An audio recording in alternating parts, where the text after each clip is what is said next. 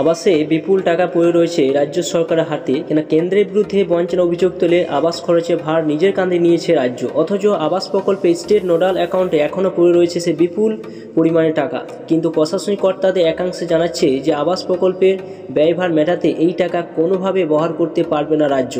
কেন, কারণটা কি রয়েছে তা সম্পূর্ণ জানবো ভিডিওর মাধ্যমে। আপনারা অবশ্যই ভিডিও সম্পূর্ণ দেখবেন। চ্যানেলে যে নতুন হয়ে থাকেন চ্যানেলটি অবশ্যই আপনারা সাবস্ক্রাইব করে রাখবেন। দেখুন, আবাস যোজনায় যে বিপুল টাকা পড়ে রয়েছে সে টাকা কেন খরচা করতে পারেনি, কারণটা যেটা বলা হয়েছে যে পড়ে থাকা ওই অর্থ আগের আবাস পর্বে উপভোক্তাদের জন্য বরাদ্দ ছিল, যা খরচ হয়নি এতদিনেও। সরকারি তথ্য বলছে যে চলতি আর্থিক বছরে 2024 থেকে 25 পশ্চিমবঙ্গ সরকারি খাতায় ওপেনিং ব্যালেন্স ব্যাংক স্টেটমেন্ট রয়েছে প্রায় 2164 কোটি টাকা। তাতে প্রায় 19 কোটি টাকা সুদ জমা হওয়ায় এখন সেই পরিমাণ কিন্তু রয়েছে 2184 কোটি, কিছু বেশি অর্থ। যদিও এবছর এখনও পর্যন্ত কেন্দ্র বা রাজ্য কেউ বরাদ্দ দেয়নি। নিয়মমাফিক অল্প খরচে পড়ে রাজ্য নোডাল অ্যাকাউন্টে রয়েছে প্রায় 2160 কোটি টাকা, যেটা পরিমাণটা কিন্তু এখানে বলে দেওয়া হয়েছে। 2022 সালের নভেম্বর মাসে প্রায় 11 লক্ষ উপভোক্তার সম্মিলিত রাজ্য তালিকাকে অনুমোদন দিয়েছিল কেন্দ্র। তারপর থেকে গত প্রায় 2 বছর ধরে কেন্দ্রীয় বরাদ্দ বন্ধ রয়েছে এই প্রকল্প। ঘটনাচক্রে সেই বছরই 2022 থেকে 23 অর্থবর্ষ ওপেনিং ব্যালেন্স ব্যাংক স্টেটমেন্ট অনুযায়ী রাজ্য হাতে ছিল প্রায় 1693 কোটি টাকা। সে বছর কেন্দ্রের কোনো বরাদ্দ না থাকলেও রাজ্য বরাদ্দ ছিল প্রায় 1792 কোটি টাকা। তাতে 48 কোটি টাকা সুদ কিন্তু জমা পড়ে মোট প্রায় কিন্তু 3535 কোটি টাকা হাতে ছিল।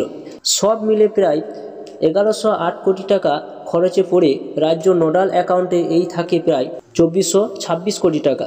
আবার 2023-24 আর্থিক বছরে পশ্চিমবঙ্গ ওপেনিং ব্যালেন্স ব্যাংকে স্টেটমেন্ট ছিল প্রায় 2251 কোটি টাকা। তার উপর প্রায় 77 কোটি টাকা সুদও জমা হয়েছিল। সেই বছর রাজ্য নোডাল অ্যাকাউন্টে ছিল 2248 কোটি টাকা। ওই বছর কেন্দ্র বা রাজ্য নতুন কোনো বরাদ্দ ছিল না। বিরোধীদের অভিযোগ যে আবাসিক উপভোক্তার তালিকায় যে ত্রুটিপূর্ণ ছিল তা এই উদাহরণ স্পষ্ট। না হলে এত টাকা পড়ে থাকার কারণ কি? তো দেখতে পাচ্ছেন এখানে কত টাকা কিন্তু পড়ে রয়েছে। তো কারণটা কি রয়েছে, কেন দিতে পারছে না? এখানে দেখুন যেটা বলা হয় যে আধিকারিকদের একাংশের ব্যাখ্যায় যে আবাস উপভোক্তাদের একজন মোট কত করে পায় 1,20,000 টাকা করে কেনা পেয়ে থাকে। তবে তা প্রথম কিস্তিতে 60,000 টাকা, দ্বিতীয় কিস্তিতে তারা পায় 40,000 টাকা এবং তৃতীয় কিস্তি পায় 20,000 টাকা। তবে একটি কিস্তি টাকা ব্যবহারের প্রমাণ দেখাতে পারলে তবে পরের কিস্তি টাকা পাওয়া যায়। শেষ কিস্তি টাকা পাওয়ার প্রশ্নে বাড়ি সম্পূর্ণ হওয়ার প্রমাণ দাখিল করতে হয় সরকারের কাছে। তাই রাজ্যর প্রকল্পের খাতায় বিপুল অর্থ থেকে যাওয়ার অর্থ এই কিস্তিগুলো অর্থ ব্যবহার হয়নি। জেলা প্রশাসনের এক কর্তার কথায় বেশিরভাগ ক্ষেত্রে প্রথম কিস্তি 60,000 টাকা পাওয়ার পরে অনেকে তা খরচ করে ফেলেছেন, ফলে দ্বিতীয় কিস্তি টাকা তারা পাননি, সেটা জমে গিয়েছে।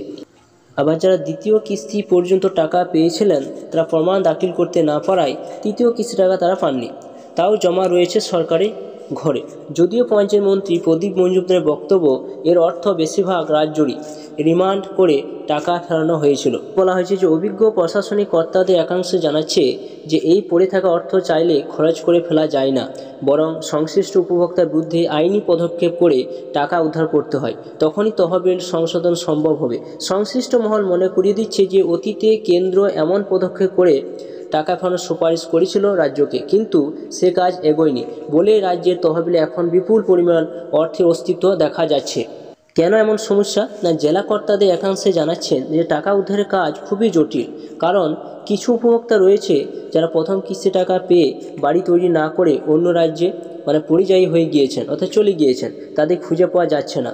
অনেকে প্রথম কিস্তি টাকা বাড়ি তৈরি না করে খরচ করে ফেলেছেন। আবার এমন উপভোক্তা রয়েছেন যাদের নামে অর্থ বরাদ্দ হয়েছিল, পরে দেখা যায় যে তাদের নিজস্ব জমি নেই, ফলে বরাদ্দ হওয়া অর্থ আর ফেরানো যাচ্ছে না। এই ক্ষেত্রে সরকারি অনেকে জমির পাট্টা দিয়ে পরিস্থিতি সামলানোর চেষ্টা করেছে, কিন্তু অনেকে পাট্টা এখনও দেওয়া যায়নি। এক জেলা কর্তার বক্তব্য যে কেন্দ্রের সুপারিশ মেনে রাজ্য একটা সময়ে এফআইআর করার নির্দেশ দিয়েছে, ক্ষেপও করা হয়, তবে তাদের সাফ জবাব যে শাস্তি হলে হবে, কিন্তু টাকা ফেরত দেওয়ার সামর্থ্য নেই। এই অবস্থায় এই পথেও সমস্যার সমাধান নেই। তো আপনারা জানতেই পারছেন যে কেন সে টাকা কিন্তু পড়ে রয়েছে। তো এইটাই ছিল নতুন একটা আপডেট। আপনারা অবশ্যই ভিডিও সম্পূর্ণ দেখলেন এবং চ্যানেলে যে নতুন থাকেন চ্যানেলটি অবশ্যই আপনারা সাবস্ক্রাইব করে রাখুন।